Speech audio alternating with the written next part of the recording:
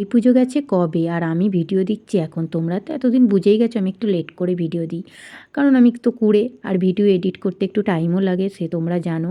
আর এই ভিডিওটা যেদিন মায়ের সুতো কাটা ছিল, তো দেখো মাকে এত সুন্দর ফুল দিয়ে স্থলপদ্ম দিয়ে সাজিয়েছিল, কী ভালো লাগছিল। আর এই যে মায়ের সুতো কাটা হয়ে গেছে আর মা যাবে আজকে চলে। আর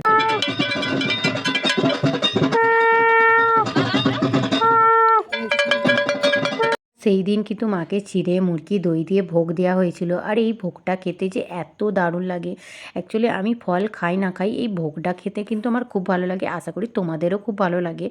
আর এদিকে তারপর দেখো যেহেতু ফোটার জন্যে কিছু কেনাকাটা হয়েছিল আমার ভাইদের জন্যে।